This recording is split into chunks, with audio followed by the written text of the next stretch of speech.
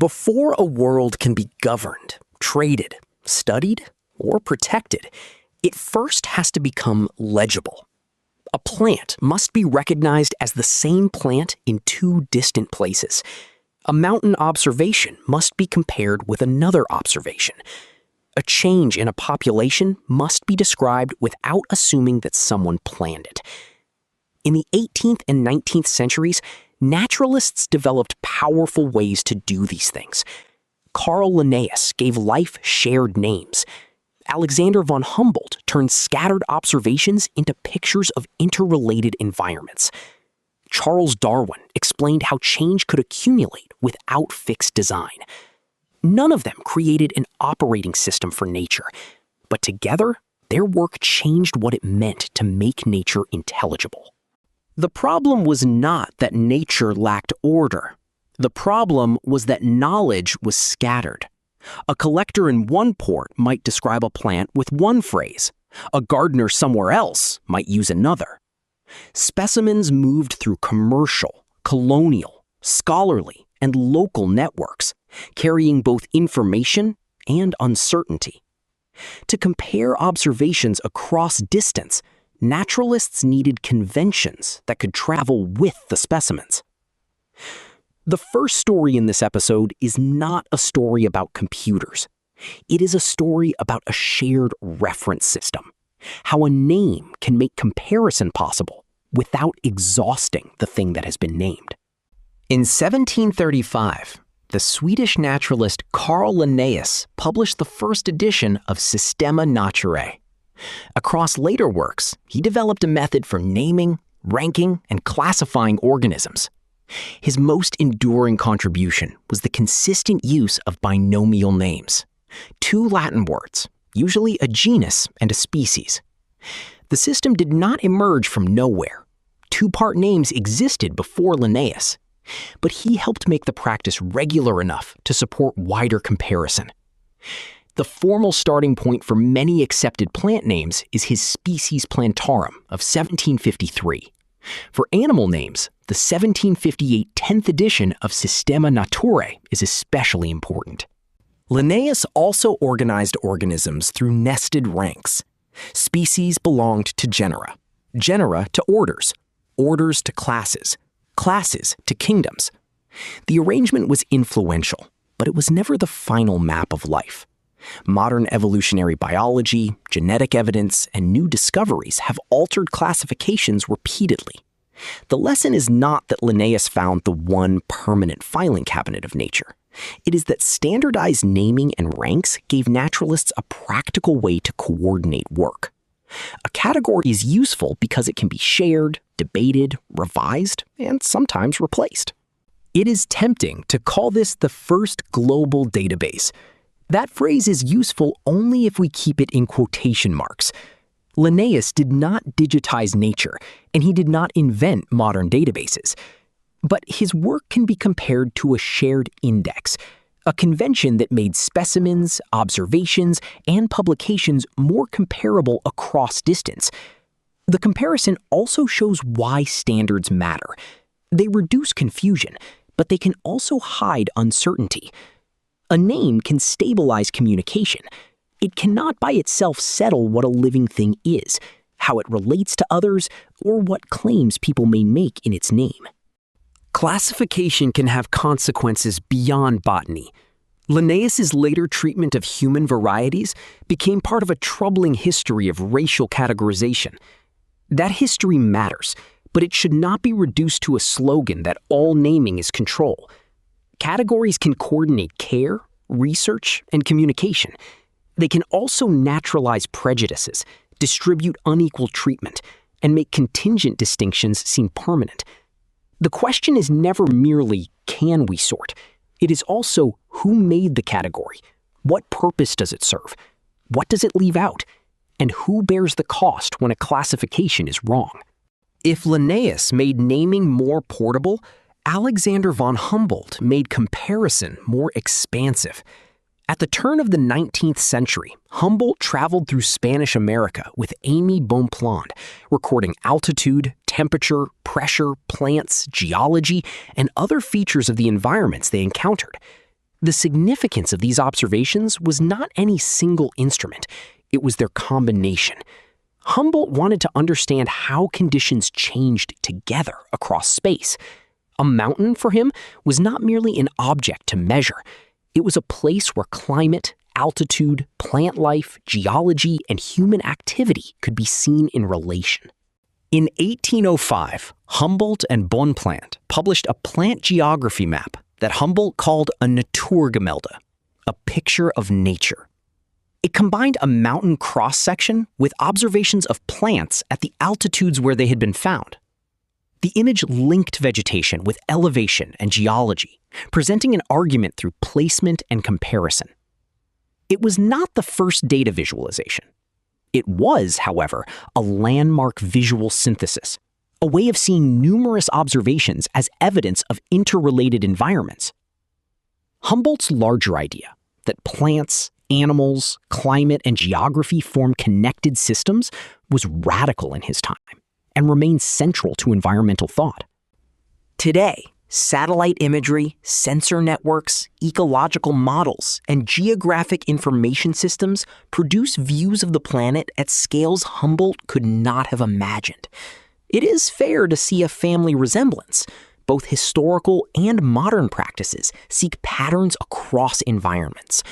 But Google Earth is not the completion of Humboldt's vision. The technologies, institutions, and purposes are different. More importantly, measurements do not speak for themselves. They are gathered with instruments, organized through categories, interpreted through models, and used within political and economic worlds. A map can reveal an ecological relationship. It can also conceal the people whose lives are not measured by its chosen variables.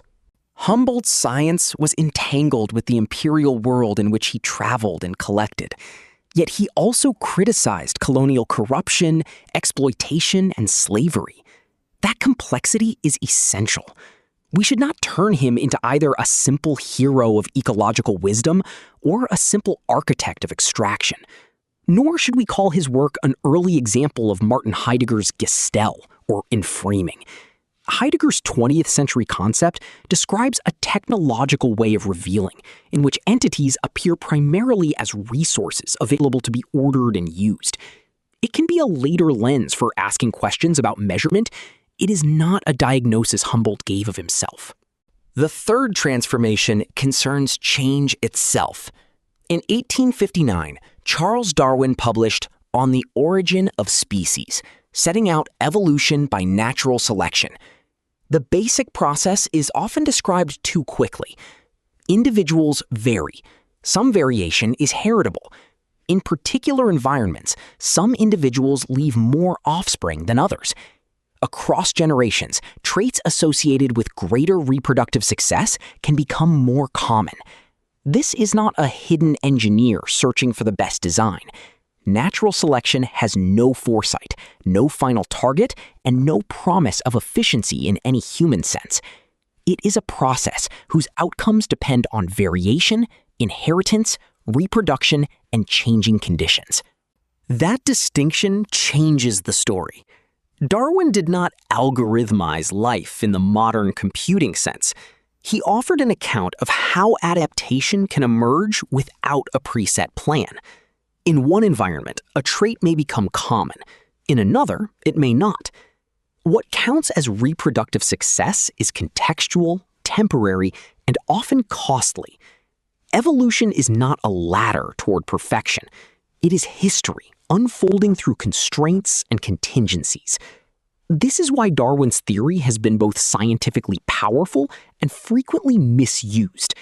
Social Darwinism, racial hierarchy, and claims that competition justifies inequality are political appropriations, not conclusions demanded by evolutionary biology. Modern computing does sometimes borrow from evolution. Evolutionary algorithms and neuroevolution use ideas such as variation, recombination, and selection to search through possible designs. They can be effective tools in specific optimization problems, but they are only one family of computational methods. Many contemporary neural networks are trained through gradient-based optimization. Parameters are adjusted to reduce an error signal. not by populations of networks literally surviving a Darwinian struggle. The comparison is illuminating when it is precise. It becomes misleading when every form of machine learning is called digital Darwinism. The present-day question is not whether classification, measurement, and modeling are inherently good or bad. We depend on them in medicine, ecology, logistics, and research. Yet systems that classify people or rank opportunities can also shape access to work, credit, housing, insurance, and public services. Environmental monitoring can guide action, but it can also concentrate power in the hands of those who own the sensors and define the metrics. Recommendation systems may optimize engagement, relevance, safety, revenue, or a mixture of objectives. Their effects depend on design choices, data practices, governance, and public accountability. The historical comparison becomes useful here, not as a direct line, but as a set of questions. Linnaeus asks, what name lets people compare a thing across distance? Humboldt asks, what patterns appear when observations are brought together? Darwin asks, how can change emerge without a single designer? Modern information systems inherit versions of all three questions, but they add another. Who governs the categories, measurements, and models? A classification is never just a technical convenience when it determines a life chance. A measurement is never neutral when it decides what becomes visible. A model is never merely an abstract tool when institutions act on its outputs. Systems become trustworthy not when they eliminate judgment, but when they make room for explanation, contestation, correction, and revision. Making nature legible was one of the great intellectual achievements of modern science. Shared names made comparison possible. Measured observations revealed relationships across environments. Evolutionary theory made change intelligible without fixed design. But legibility is not possession. The world does not become simpler because we have named, mapped, or modeled it. And human beings do not become merely entries in a system because an institution can classify them. The responsibility of the present is not to abandon categories, measurements, or models. It is to use them with humility, to remember what they reveal, what they omit, and who must be able to question them. The operating system of nature is not a machine hidden inside the world. It is the changing set of practices through which people try to understand a world that always exceeds their systems. Linnaeus, Humboldt, and Darwin gave us powerful tools for seeing.